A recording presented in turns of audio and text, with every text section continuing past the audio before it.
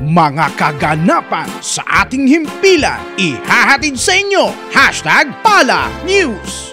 Mga ating mga hashtag ka-followers, nakaka-good vibes po at nakaka-proud na balita itong ating mapapanood, mga kaupawmilya. Dahil sa Gawad Filipino National Women's Month 2025 Awards, ay kinilala po ang ating butihing hepe, Pao Chief Persida Acosta bilang natatanging Pilipina sa larangan ng lingkod bayan. At syempre din po, si Attorney Kayla Acosta naman ay kinilala bilang natatanging Pilipina sa larangan ng serbisyo publiko.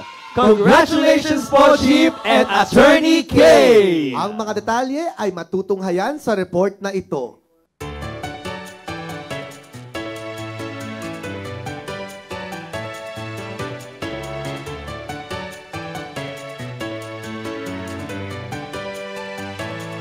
We can't contain our gladness. We want to express our happiness. We're overfilled with joy today. We have a celebration for a good reason. We're done with many nights of weeping. This is our morning of rejoicing. Good vibes in the air, we truly feel. And there's the voice of the people saying, Chief Acosta, you're defending the people's rights. You keep on fighting the good fight, the justice and public service you've dedicated. Siyempre yung ating Pao Chief na ating kaibigan mula noon hanggang ngayon, Pao Chief Persida Acosta. Of course, a very good friend of mine, the very tough, intelligent, and very passionate public servant, the Chief of the Public Attorney's Office, Attorney Persida Rueda Acosta. Bilang paggunita sa buwan ng mga kababaihan, nagkaloob ng parangal sa mga natatanging Pilipina sa kanilang larangan ang bumubuo ng Gawad Pilipino. Tinawag itong Gawad Filipino National Women's Month 2025 Awards na ginanap sa Tijeros Hall, AFP Commissioned Officers Club, Camp Aguinaldo, Quezon City. At isa sa mga pinarangalan ng gabing iyon, ang punong manananggol pambayan ng Public Attorney's Office, Dr. Persida V. Rueda Acosta, DSD, bilang Outstanding Public Official. Para po sa mga co-awardees ko, congratulations.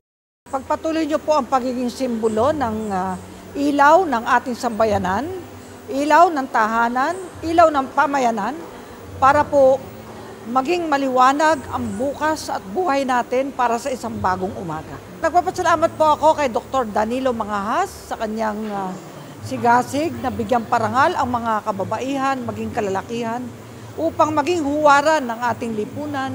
Ipagpatuloy po ni Dr. Mangahas ang magandang layunin na ito. Kinilala rin ng nasabing award-giving body ang anak ng ating hepe na si Attorney Kayla Acosta bilang Outstanding Public Servant. At sa pagkakataong iyon ay sabay niyang tinanggap ang kanyang parangal at ng kanyang ina na si Pao Chief Persida Acosta. Ako po si Attorney Kayla Acosta.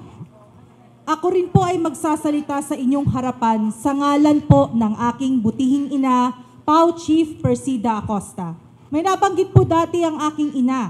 Ika niya, sa kabila po ng gabi ay may taglay na liwanag at ningning ang espesyal na okasyong ito. Bakit po? Sapagkat ngayon ay nagtitipon po ang kababaihan mula sa iba't ibang sektor ng lipunan. Tayo po ang kumakatawan. Tayo po ang tinig ng bawat Pilipino sa buong kapuluan at pati po ng mga nasa ibang bayan. Tunay na sang-ayon po ako sa kanyang sinabi. Tayong kababaihan ay handa po sa anumang larangan. Ayon din kay Attorney Kayla Acosta, hindi na panahon ng patriarka. Panahon na ngayon kung saan ang mga kakayahan ng mga kababaihan ay ipinagdiriwang. Panahon ng pagkakapantay-pantay. Tayo po kasi ay babae na may angking lakas. Tayo po ay Pilipina na may puso, isip, at abilidad para po sa ating inang bayan. Isang karangalan po ang maging representasyon ng husay at potensyal ng kababaihan.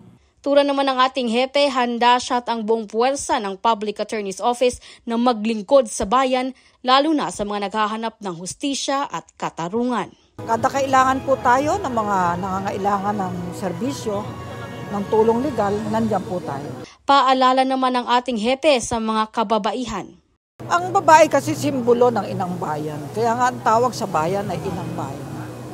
Tayo ang ilaw ng tahanan at tayo rin ang magsisilbing ilaw ng ating pamahalaan.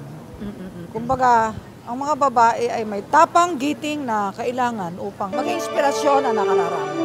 Para sa mga kababaihan, laban lang. Tayo'y sadyang maraming pagsubok na pagdadaanan, balit ang mga pagsubok ay kagaya ng panahon, minsan madilim, pero liliwanag din. Chief Acosta, you're defending the people's rights.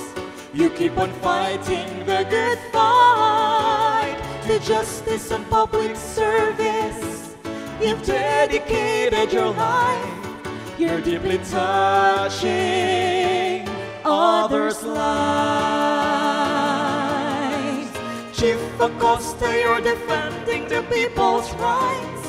You keep on fighting the good fight, to justice and public service. You've dedicated your life. You're deeply touching others' lives. You're fighting the good fight. This cannot be denied. Onward and fighting. Ako po si Geraldine Raniez para sa #PalaNews. Persida Acosta, hustisya para sa masa, katarungan laban sa kahirapan.